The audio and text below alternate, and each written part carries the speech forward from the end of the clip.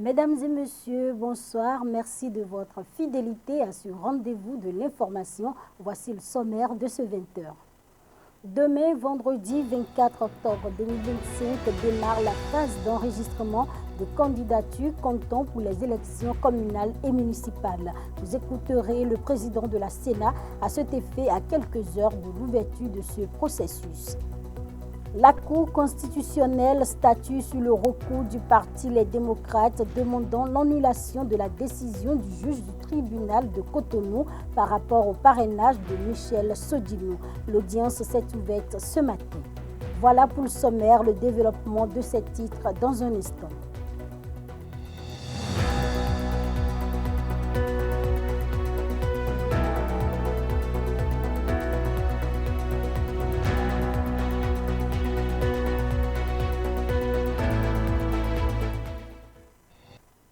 Fidèles internautes de Matin Libre Télévision, information de dernière minute, la Cour constitutionnelle se déclare incompétente dans l'affaire qui oppose le député Sodino au parti Les Démocrates. Affaire à suivre. La Commission électorale nationale autonome Sénat a rendu publique la liste provisoire des duos de candidats retenus pour la présidentielle d'avril 2026. Sur l'ensemble des dossiers reçus, seuls 2 ont été jugés complets et conformes, tandis que 3 autres ont été rejetés pour irrégularité. Une étape décisive avant la validation finale par la Cour constitutionnelle. Plus de précisions dans ce récit de Samiratou Kassoumou.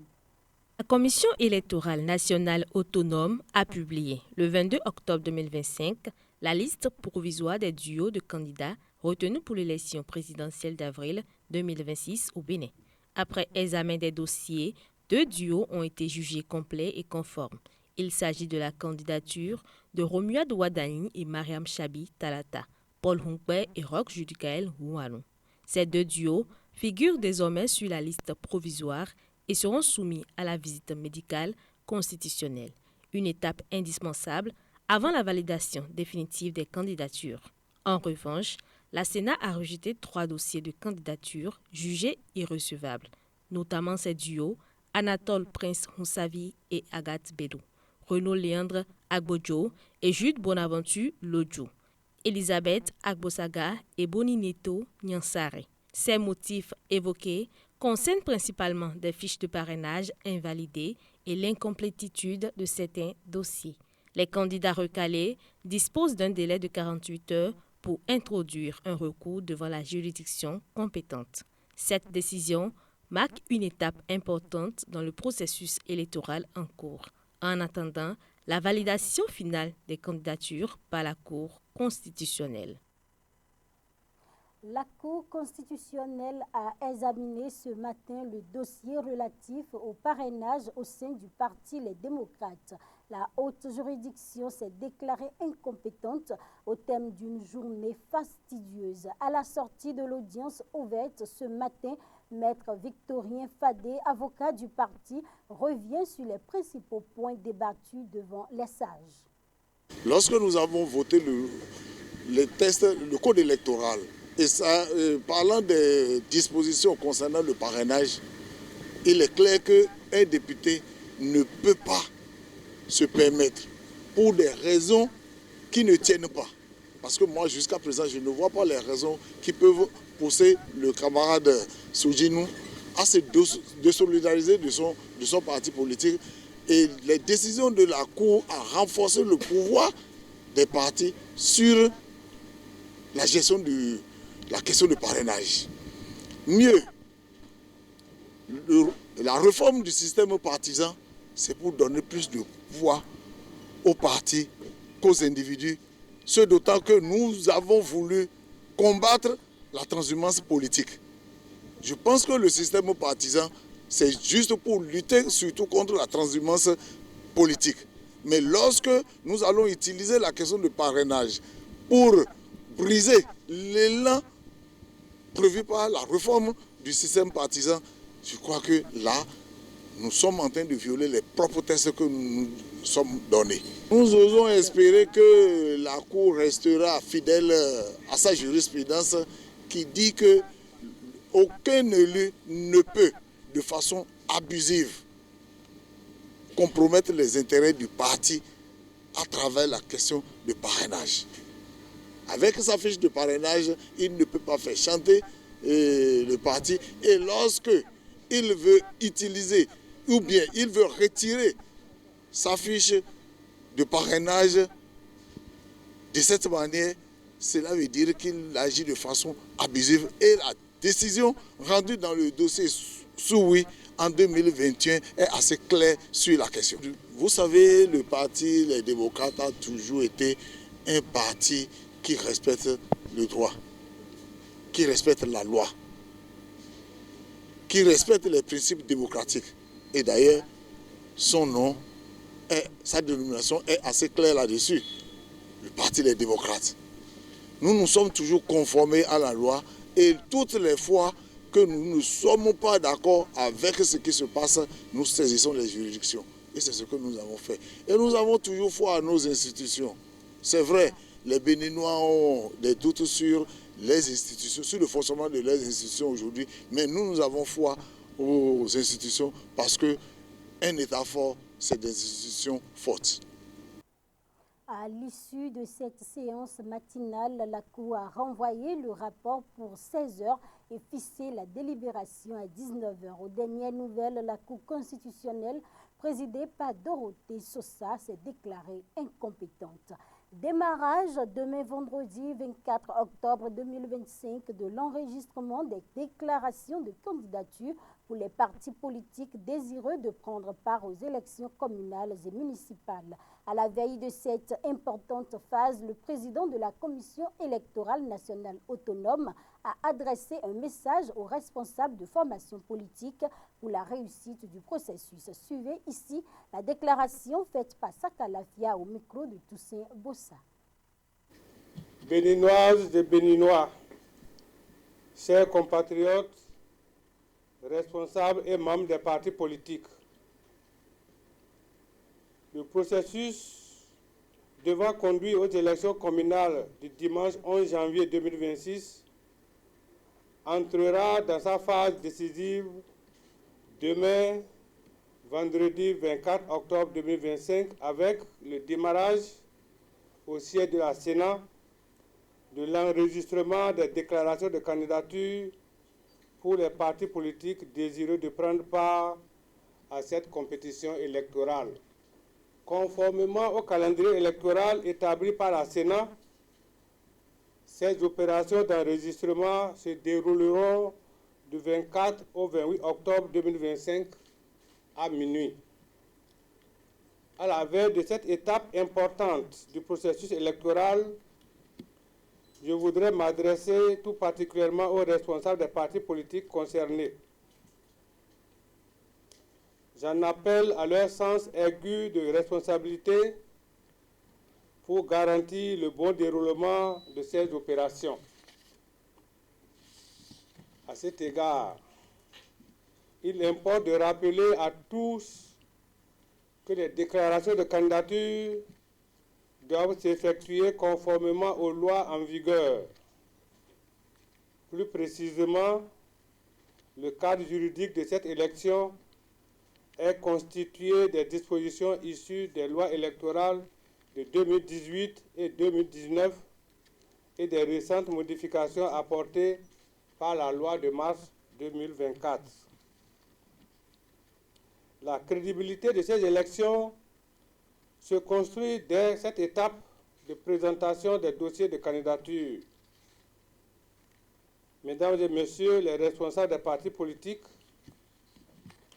outre les 8 pièces habituellement requises pour la déclaration des candidatures, une exigence du Code électoral impose à tous les partis politiques de présenter des candidats dans toutes les circonscriptions électorales.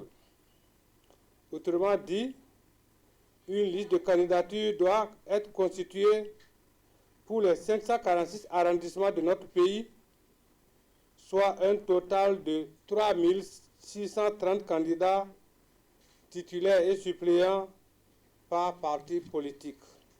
La conséquence de cette disposition est claire. l'absence du nombre requis de candidats sur une liste entraînera de fait son rejet par la Sénat sans aucune possibilité de la compléter ultérieurement. Je recommande donc fortement aux partis politiques de procéder aux vérifications nécessaires avant de se présenter devant les agents d'enregistrement de la Sénat. C'est fort de ces constats et dans le souci d'accompagner les partis politiques que la Sénat a conçu et mis à votre disposition une plateforme informatique pour un établissement rapide et efficace de la liste des candidats.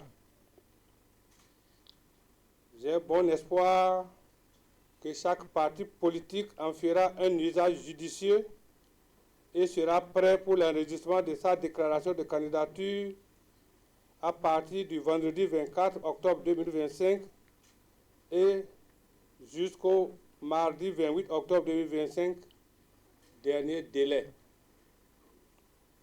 Pour le bon déroulement des opérations, j'invite instamment les partis politiques à ne pas attendre le dernier jour ni le dernier moment pour se présenter à la Sénat.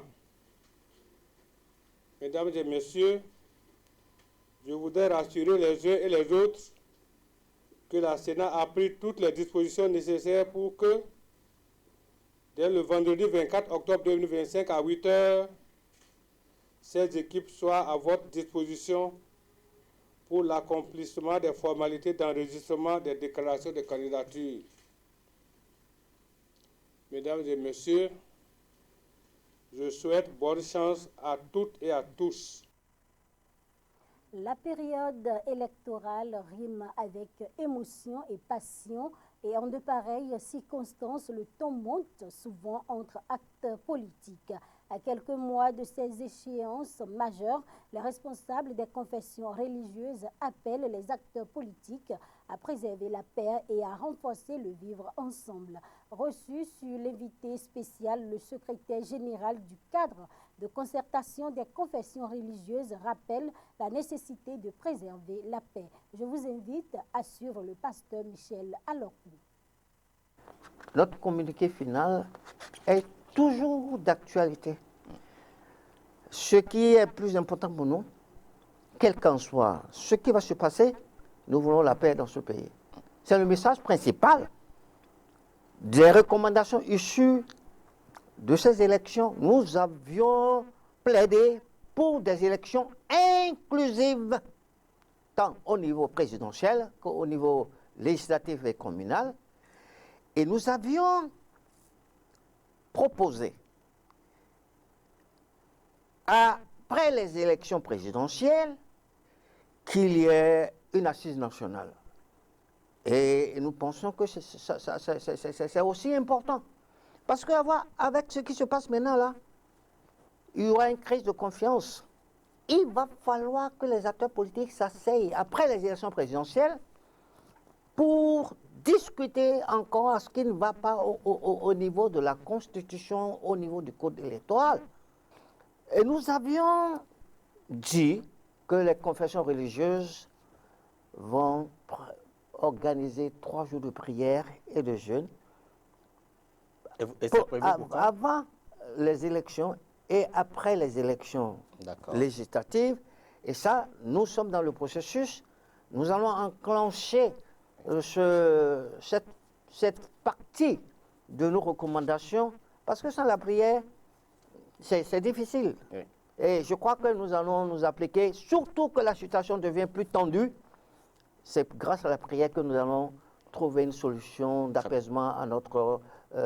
nous avons retenu que nous devons aller faire une tournée dans tous les départements. Les éléments sont déjà prêts. Nous avons déjà conçu des affiches que nous allons distribuer dans tout le Bénin. Nous avons prévu ce communiqué final que nous allons distribuer à tous les leaders religieux et politiques dans tous les départements pour sensibiliser, c'est un avant, pour sensibiliser la population à un comportement responsable. Nous avions également, pour le moment, élaboré une charte de bonne conduite qui va être vulgarisé bientôt avant d'être soumis à la signature des partis politiques. Je crois que ça fait partie de nos recommandations. Parce que si les partis politiques, les acteurs politiques ne s'engagent pas pour des élections paisibles et crédibles, inclusives, nous, on ne peut rien. Si nous allons réussir à avoir la signature par rapport à cette charte, ça va régler un certain nombre de problèmes. L'idéal de la vie n'est pas l'espoir de devenir parfait. C'est la volonté d'être toujours meilleur. C'est la fin de ce journal. Merci de nous avoir suivis. Surtout, n'oubliez pas de vous abonner pour rester au parfum de l'information.